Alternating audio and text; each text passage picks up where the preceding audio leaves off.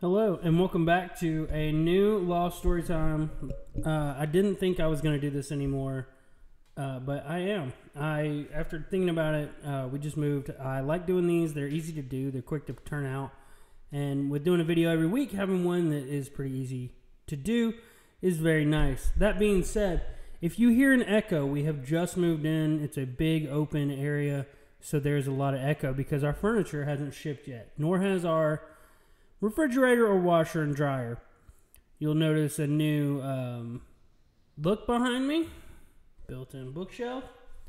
I'm also not using the camera because I didn't feel like pulling it out and setting it up, and I got to do some work on that. So right now it's just me with this big mic in front of my face. I guess I could sit up a little more, but this is what I'm going to look like.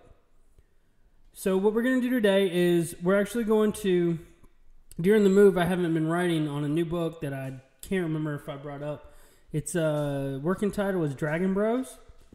I think it's too video gamey, so I'm going to have to change that at some point, but I'm not sure what to. This is actually a story I came up with when I was very young and was playing with my imagination. And so I'm going to kind of go through the outline, and this is more for me than for you. And what it is it's going to be me trying to remember where I'm at in the story. So I'm going to try to shrink my face down. There we go. And then I'm still learning all this. I think I need to do this up here and then cut that on, and there we go. Now my face should stay. All right. So these two lines right here mean I've already written that part. The one line is, or this separation right here, that is the part I'm working on now.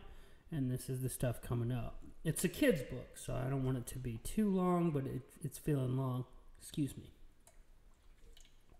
So, these two kids, their parents they're just playing. Their parents are called by a messenger of the king. And they say that there's a dragon and orc uprising going on.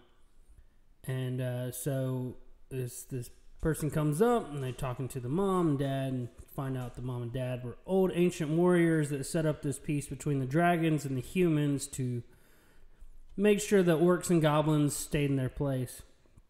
So the parents get called away, and they're going to be away for just a little bit. So the boys go to a camp for boys, summer camp, where they can only stay there for 6 months, and after 6 months, they're sent to an orphanage. The camp is nice, and they run into a boy named Cuthbert there, who is been there just a week or two ahead of them, and he is going to the orphanage. They ask him, they're like, "You don't think your parents are coming back?" And he's like, "I know my parents aren't coming back because they're dead." So Cuthbert is sent to the orphanage, and then the boys show up. Their parents don't show up, and the orphanage is run by a very nasty guy named Lord Sedwin, and he has a son who Sim will get to in a minute because I don't see his name immediately. The two brothers' names are Emmanuel and Edmund. Edmund and Emmanuel are the two brothers. Let's see, I have another document here of who's who. So basically they're in this orphanage, and they Cuthbert, he's the runner. He's just a little guy. He's real tiny. So he's made to be in charge of the house stuff. He's in charge of that. And so the brothers devise a plan to escape the orphanage, which you find out is supplying the town with money, and that's how they're getting away with all the bad stuff that they're doing. And so the brothers decide to escape. So one day they have the plan. What they do is they start throwing spoons into a pot after dinner, and then Cuthbert's job is to light the fire in the kitchen on his way back to the dorms after he's done his nightly duties with Lord Sedwin and Lord Sedwin's son, who we'll find out very soon is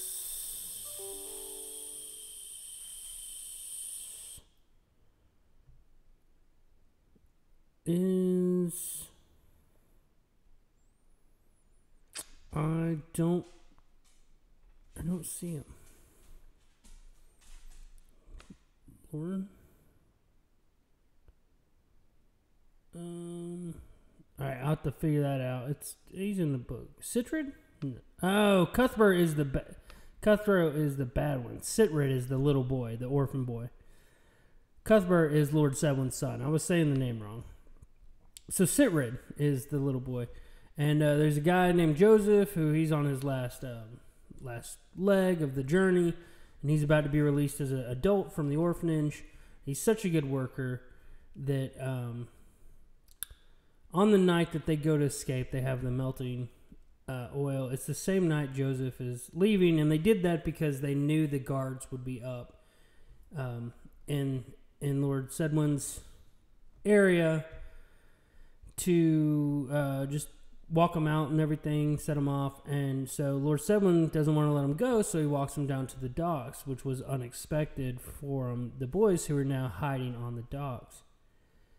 And so Lord Sedwin walks them down there, and he's got Joseph, and Joseph is like, "Nah, I'm just gonna go." And either Cuthbert or Lord Sedwin kill him. Let's see.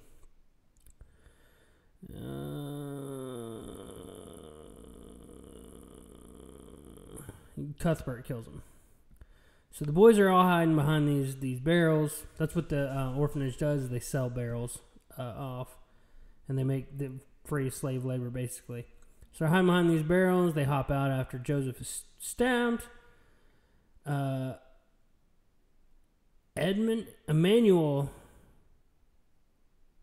takes the knife out of Joseph and then stabs Cuthbert. So he kills Cuthbert. Meanwhile, Emmanuel is running away from the guards. He gets caught by Lord Sedwin, and he takes the pot of now melted silverware and throws it in Lord Sedwin's face. So he got metal on his face. Then the two brothers jump into a river on barrels. Citrid, the little guy who's their friend, does not go with them. And they sail down, and they find a necromancer. And he is in stocks, and he tells the boys that he shouldn't be in stocks. And his name is Zephias. I'm using a name generator for these. I didn't make these up. They free Zephias, and he says he's going to go deal with Lord Sedwin, and then they're gone. So 12 years later, we show back up, and the brothers go to this little town. They're just travelers. They're just going back and forth, and Edmund, or Emmanuel, the younger brother, keeps bothering Edmund. He wants to be an adventurer, and Emmanuel is like, "We don't have enough money to eat. Like, we can't go on adventures." And so they go, and they're in this town called Blackburn, where they run into this sea captain, whose name is Captain Farron Rex. And so Captain Farron takes him out, goes fishing. It's all above board, but it seems weird, but it's not. Then they all fall asleep on the ship. Next morning they wake up in port, and Captain Farron has left them a note that says, "Good luck on your adventures. I'm going on mine. You guys convinced me to go ask this lady out." So he asked this lady out, and they run off. And he leaves them his ship and his treasure and 2 swords that they had found earlier. So after that, they go to the Narrow Sparrow, which is a saloon, and they run into none other than Citrid, who is now a giant barbarian. And he's with a friend who is a sorceress named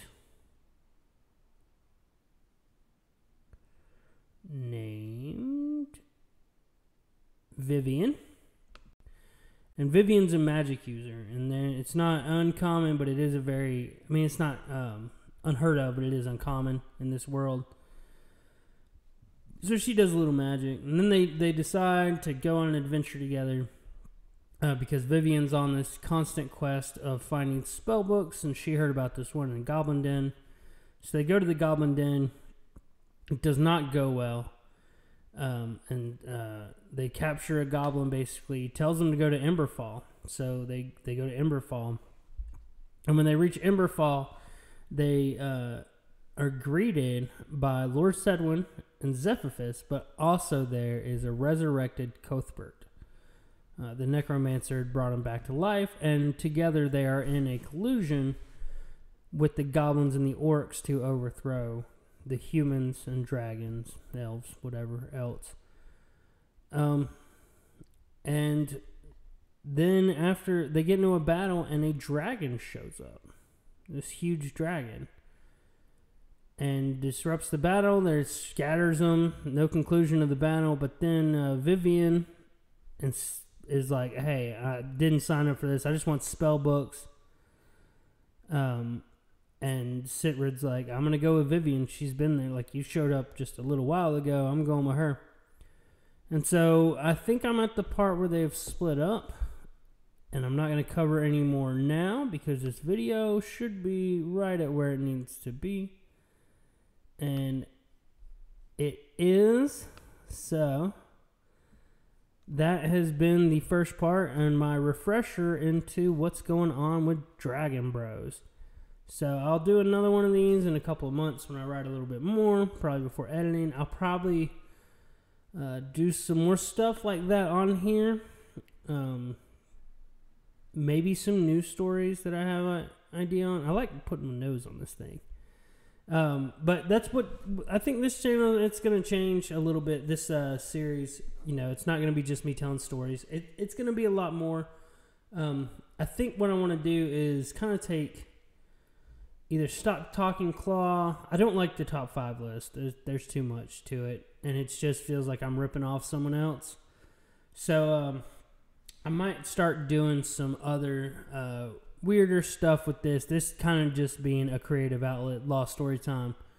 Just to, keep the songs, keep the commercials, keep Stop Talking Claw. But this will be my my actual outlet for other creative things that don't really fit into any of those other things. So there might be top 5s, but who knows? It's just going to be how I feel to do. These are just easy because I don't edit them at all. I just put a intro, outro, and shove them on the internet. And so I thought, since we're still moving in and didn't feel like unpacking everything to get an actual video up, I'm going to do one of these. So until next time, keep writing.